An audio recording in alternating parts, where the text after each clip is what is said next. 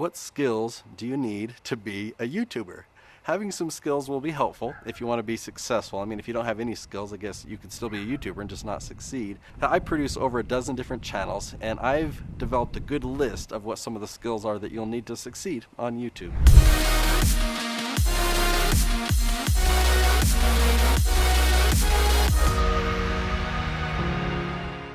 This isn't like those other videos that talk about the gear and the actual technical steps of what you'll need to do to start a YouTube channel. But in this video, I'm talking about the personal skills that you need as a YouTuber to be able to succeed. So we're going to go through 6 different areas that if you don't have these attributes or skill sets yet, you will need to develop them. Let's dig in. So there are lots of different types of YouTubers. And so if we're talking about what skills you need to become a YouTuber, let's narrow down what type of YouTuber I'm talking about. So I'm talking about a lead generation YouTuber. Okay, somebody who uses YouTube to generate leads for their business. So we're not talking about promo videos, right, or commercials or advertisers on YouTube.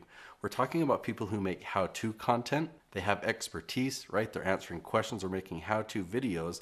And at the end of the video, they say, hey, if you found value here, I've got a free gift for you, such as a book or something. Go ahead and click the link below, right? So the videos pull in people and they give them value. And then at the end, they click the link and they go to their website and they generate leads for their businesses. Okay, the next skill we're gonna talk about to become a YouTuber is pretty important in my world. The type of YouTube channels that I create are for experts, right? So you need to have expertise. You have it, maybe you don't understand it yet, but you have expertise. You've had experiences, and so all around the world, the people that are going to Google, going to YouTube, they're asking questions. You know the answers to many of these questions. So think about it. Do you have people that have come to you for advice? Or have you written a book? Or have you created a course? In those cases, obviously you have expertise and you already know it. But for those of you who are wanting to create a YouTube channel like I teach, you want to focus that channel around your expertise. You don't need to be a Jack or a Jill of all trades. When you have a weakness or you don't know the answer to the question, it's actually better to say, actually, I've never tried that before. I just don't know. Like if people ask me about Twitter, I'm like, I don't know. I'm a YouTube expert. I'm an outsourcing or hiring people in the Philippines expert. I have never figured out how to make Twitter work or how to use it as a tool for my business. I just don't know. And let's talk about outsourcing for a minute, okay? I've been outsourcing for 11 years, but it was only a few years ago that I really saw myself as an expert. You know, I have a mentor, John Jonas. He's the one that taught me how to hire and find and train people in the Philippines. But then I noticed a lot of people were asking me questions about how I hired them and how I trained them and what I did. And I'm like, I do have a lot of good answers. And so I started making episodes on this channel teaching people what I do. Let's talk about the ideal way to talk on video. Because I could be in a presentation voice.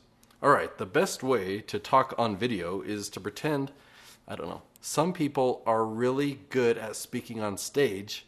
They're speaking to a huge audience. You know, they're performing. But when you're on YouTube, you're talking to one person at the time. I'm just looking right into your eyes right now, so I'm just talking to you. It's so much more important to be relatable, to be able to connect with one person and just have a conversation.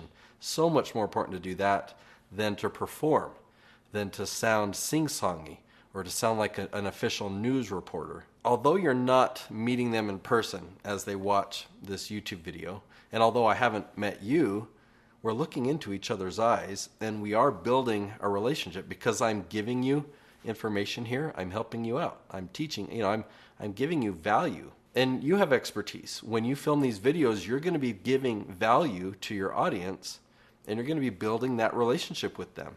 The more value that you give, the more grateful they'll be for that. The more trust they'll have for you as they feel like they've gotten to know you better. So you don't want to be flashy.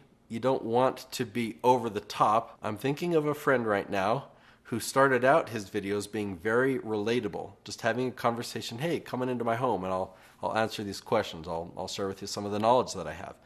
To recently, he's been starting his videos standing on top of a sports car with the top down, you know, putting his foot up on the windshield saying, hey guys, if you want to learn. His videos aren't performing near as good as they used to. There's a certain type of people that like that, but it's so unapproachable. And my recommendation for you is you want to be approachable. If somebody were to ask you a question, right, they call you up on the phone and they say, hey, can you help me answer this? I'm trying to figure out how to do this. and you're like, oh yeah, I've got some great advice for you. And you're just having a conversation, talking to one person. That's how you should sound on the phone. That's what I'm trying to do in this video, is just talk as if you and I were having a phone conversation. Okay, the next skill or attribute that you really need to have to succeed as a YouTuber is discipline. Okay, so my strategy is certainly not for the faint of heart. I mean, I teach, maybe I'm giving away the secrets here. One of the ingredients that I teach is you've got to post 5 episodes per week. Okay, that sounds insane, although we only film once every 4 weeks. Okay, so you got to learn my strategy, and there's a reason why you've got to do that much. There's a specific result that you'll get that is so worth it. But you've got to discipline yourself. You've got to have discipline to follow all the steps and do it in the right way, and do it consistently. And when you start feeling burnout, or you start wondering like, is this really working? You've got to stick with it. You've got to be disciplined. Another skill that will really help you succeed as a YouTuber is leverage. Okay, learn how to leverage time or other people's time.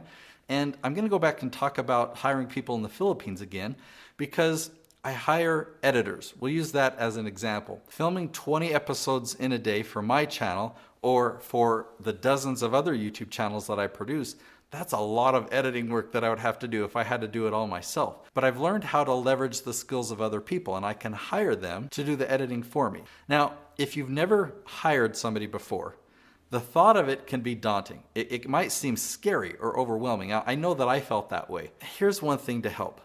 To hire somebody full-time in the Philippines, sometimes they're only looking for a few $100s per month full-time, and they've got a college education. The standard of living, the cost of living in the Philippines is drastically different. Now, in my experience, you can find a really skilled, really loyal, really talented video editor for $450 per month. So think about that for a minute.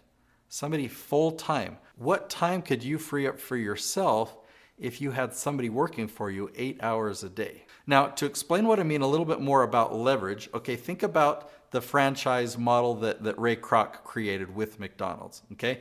I'm not a fan of McDonald's and their food, but their business model is pretty awesome. What McDonald's is more than a fancy or gourmet restaurant. It's a system, okay? And everything is systematized. Every little procedure, every way that you flip the burgers, how much ketchup you add, a system has been created, and so they can hire high school students to run it. So if you systematize your business, you're better able to leverage other people and still deliver quality or the results that you want in your business. The next skill that would be really helpful for you to have to be successful on YouTube is creativity. You could probably imagine why this is good. You want things to be fun, you want things to be interesting, you want to mix things up and keep people engaged, you want your backgrounds to look good, you want your lighting to be good, you want to be creative on your outfits. I mean, we are called creators, so we better be good at creating things. That's what creativity is. I've seen many examples, and I found it in my own experience that if you just do things one way and keep doing that one thing, you will get predictable results, but you won't have the exponential, unexpected results. So I love systems. I love efficiency. And when I find something that works, I'm not saying that you don't leverage that and that you don't stick with a system that works, but always try and be creative. How can I make this better? What can I do to make this more fun? What can I do differently? But really, I imagine that if you don't have a creative mind, you're probably not interested in creating YouTube videos or becoming a creator. If you were to see two different YouTube videos that were really similar, let's say 2 people filmed the same thing, and you're to gauge which one is more creative, do you feel like you've got a good eye for creativity? Like, ooh, I like what you did there. That's really creative.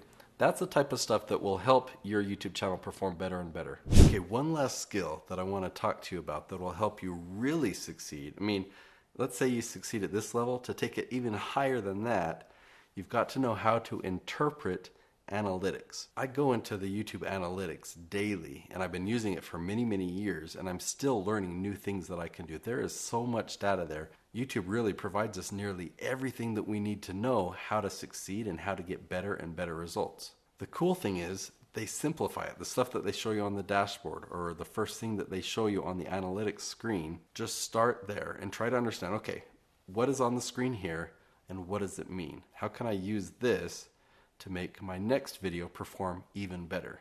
I know for myself The better and better I get at interpreting analytics, the better and better I can help my channel succeed. One more skill that I want to talk about in being a successful YouTuber is you need an audience that engages. YouTube tracks engagement, so likes, comments, subscribes, anything that you can do to encourage engagement or involvement from your viewers is going to help. In fact, some of you haven't subscribed. I really encourage that. It really helps my channel. I commit to continuing to make great content for you, so go ahead and hit that subscribe button now. I'm an expert at getting YouTube videos ranked on the top of YouTube on day one. The video that I want you to watch now, I share my secret of how to find low competition keywords for YouTube. Go ahead and watch that one next.